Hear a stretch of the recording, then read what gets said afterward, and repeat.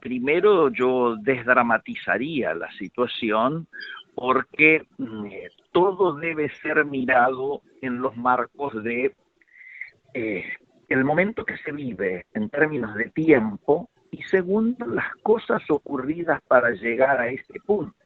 Es decir, ¿podemos analizar solamente el valor del dólar aislado del resto? No. Si nosotros nos acordamos que el último índice de inflación fue 7.7, que las tasas están en el nivel que están, el, y el dólar ha venido por abajo, tanto de las tasas como por abajo de la inflación. Para que tengas idea, si nosotros extrapolamos el dólar en el momento en que es convocado Massa, porque, bueno, aparentemente había un incendio en términos de el final de Guzmán y el interregno de Batakis, el dólar en ese momento, si lo extrapolamos con la inflación, hoy tendría que estar en 545. Por lo tanto, digo, primero para desdramatizar, ¿no es cierto? Entonces, esta situación hace de que si la inflación crece por arriba de lo que crece el blue, si las tasas están por arriba de lo que crece el blue, obviamente hay un trecho más para seguir recorriendo. Claro, ¿cuál es el freno? Técnicamente es un populi en el mercado, que si la brecha supera el 130%, es tiempo de tomar ganancia. ¿Qué quiero decir? Que si está menos de 130, todavía es esperable un mayor aceleramiento en el proceso devaluatorio. Pero si ya está con una brecha de esta naturaleza, hasta es posible que la semana que viene, cuando haya que pagar sueldos, cuando haya que pagar a los empleados, cuando haya que cerrar las cuentas del mes, cuando haya que hacer el pago de algún impuesto, y bueno, los dólares que están guardados aparezcan, se vendan, haya oferta, no como en el día de hoy, que a partir de la 1 de la tarde los arbolitos en Florida solamente compraban, no te vendían a ningún precio, cuando andaban en el entorno de los 500. Bueno, ahora al revés, la semana que viene seguramente van a aparecer y a lo mejor se produce algún tipo de baja, por más que, te insisto, todavía hay un recorrido que podría crecer el blue teniendo en cuenta el tema inflacionario. ¿Cuál es el problema? El problema es el impacto en la economía real. Claro, El eso, impacto porque hoy por en- hoy, Miguel, claro, esto pone en suspenso el comercio, mucha gente le prevende un totalmente, montón de cosas, la to- incertidumbre.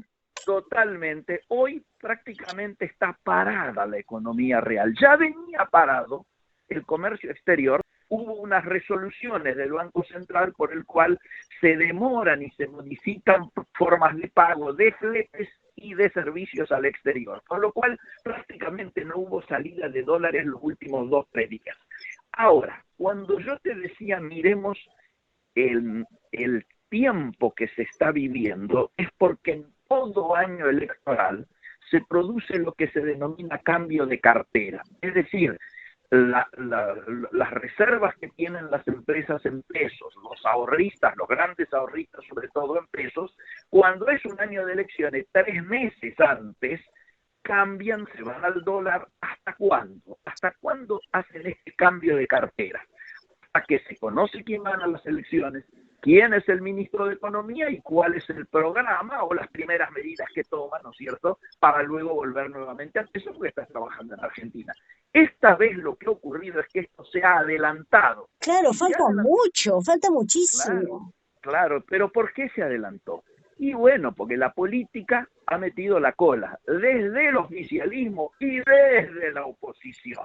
Desde el oficialismo, ¿de qué manera? Y bueno, trasciende un paper del jefe de asesores del presidente, Araque, que pide una devaluación del 65%, que por lo tanto está pidiendo un dólar alto en relación al que se estaba viviendo en ese momento, y por el lado de enfrente, el señor Milei te habla claramente de que hay que marchar hacia un proceso dolarizador lo antes posible y que si él asume, y como él venía creciendo en las encuestas, de hecho, en Wall Street se analiza que la segunda vuelta electoral va a ser entre la actual oposición y Milei, esto genera una sensación de que el proceso dolarizador puede llegar a tener alguna chance. Con lo cual, ese combo de oficialismo y oposición poniéndose, largando signos, que en lugar de tranquilizar, generan una sensación de incertidumbre, se termina esto, diríamos, multiplicando, sumando, a la cual hay que agregar que el día viernes el presidente renuncia a la posibilidad de ser reelecto, con lo cual su poder se licúa y en un país presidencialista termina ocurriendo lo que estamos viviendo, donde mientras ayer y hoy el presidente estaba haciendo un casting para ver si Robert De Niro iba a interpretar su vida en capítulos, la vicepresidenta está preparando su reaparición en el Teatro de la Plata, y bueno, la sensación es que es un país a la deriva.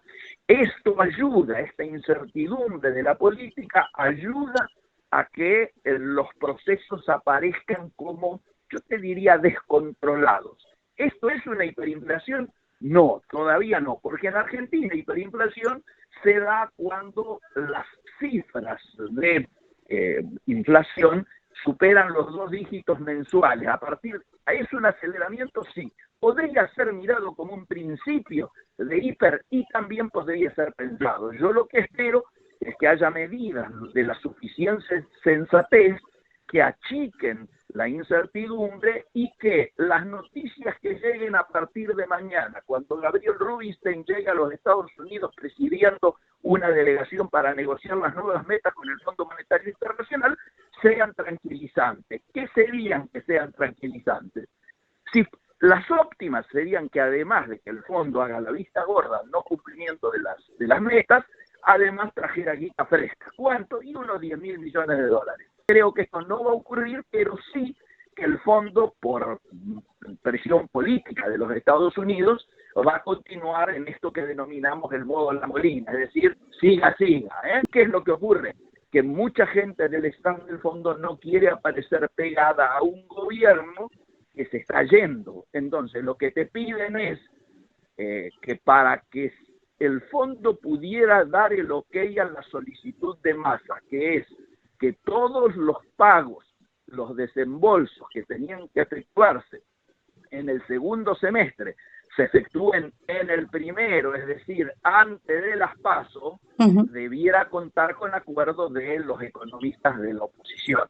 Y esto no parece muy fácil de lograr. Yo creo que además, técnicamente, al staff del fondo le está resultando difícil explicar hacia adentro, hacia sus accionistas, particularmente Alemania, Japón, Canadá, les está resultando difícil explicar por qué esta mano blanda en el tolerar el no cumplimiento del acuerdo, sobre todo cuando ni siquiera le exige a Argentina que haga un pedido de waiver, o sea, un pedido de perdón por el no cumplimiento de las metas, lo que obligaría a replantear el acuerdo para continuar al tramo siguiente, ¿no es cierto?